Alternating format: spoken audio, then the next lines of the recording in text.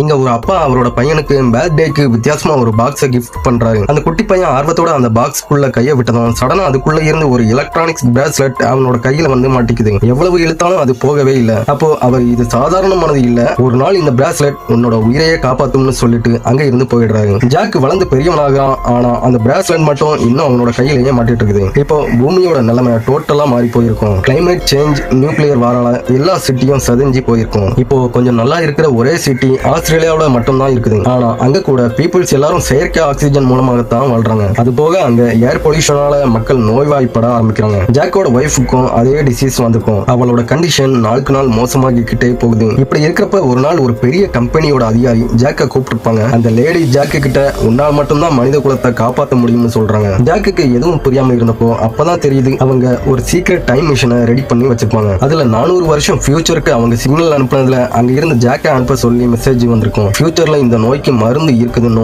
அதை ஜாக்கால மட்டும்தான் கொண்டு வர முடியும்னு அவங்க நம்புறாங்க. அதனால ஜாக்க அந்த டைம் மிஷின் வழியா எதிர்காலத்துக்கு அனுப்ப முடிவு பண்றாங்க. அவங்க அவனோட ஒய்ஃபை எப்படியும் காப்பாத்திடுவோம்னு நம்பிக்கை கொடுத்ததுக்கு அப்புறம் ஜாக் அதுக்கு சம்மதிச்சு அவங்க கொடுத்த ஸ்பெஷல் ட்ரெஸ் போட்டுக்கிட்டு அந்த டைம் மிஷின் முன்னாடி ரெடியாகி நிற்கிறான். அப்போ திடீர்னு மின்னல் மாதிரி ஒரு எனர்ஜி அவன் மேல பாஸ் ஆகி ஒரு பெரிய வெடிப்பு மாதிரி உண்டாக்குது. சடனா அவன் அங்க இருந்து காணாம போயிடுறான். அவன் கண்ணு முழிச்சு பார்க்கும்போது ஃபியூச்சர் வேர்ல்டுல இருக்கிறான். அவன் போட்டிருந்த ட்ரெஸ் எல்லாம் எரிஞ்சு டேமேஜ் ஆகி இருக்குது. உடனே அது எல்லாத்தையும் கலட்டி போட்டுறான். அவன் அங்க சுத்தி பார்க்கும்போது பூமியை டோட்டலா மாறி எல்லா இடமும் பசுமையா சுத்தமான காற்றோட ஒரு காடு மாதிரி இருக்குது. அவனுக்கு அந்த என்விரான்மெண்ட் புதுசா இருந்ததால அதை பழகிக்க கொஞ்ச நேரம் எடுத்துக்கிறான். உடனே அவனோட ஏஐ சிஸ்டத்தை யூஸ் பண்ணி அவன் இருக்கிற லொகேஷனை கண்டுபிடிக்க ட்ரை பண்றான். ஆனா அந்த சிஸ்டம் எந்த சேட்டிலைட் கூடவும் கனெக்ட் ஆக மாட்டேங்குது. அப்போ அந்த சிஸ்டத்துல இருந்து ஒரு மேக்னெட் தெரியாம கீழே விழுந்துருது. உடனே அவனோட ஏஐ சிஸ்டம் பக்கத்துல இருக்கிற எல்லாத்தையும் ஸ்கேன் பண்ண ஆரம்பிக்குது. உடனே அவன் அதுல வந்த சிக்னலை ஃபாலோ பண்ணி போக ஆரம்பிக்கிறான். அப்போ அங்க இருந்த ஒரு பழைய கட்டடத்துக்குள்ள போறான். அதோட வாசல்ல ஒரு எலும்பு கூழ் கிடக்கிறத பாக்குறான். உடனே அவன் அது கொஞ்சம் பக்கத்துல போய் பார்க்கும்போது அதுல அவனோட பேர் எழுதி இருக்கிறத பாக்குறான். அதோட கையிலையும் அவன் கிட்ட இருக்கிற அதே பிரேஸ்லெட் இருக்குது. அதுல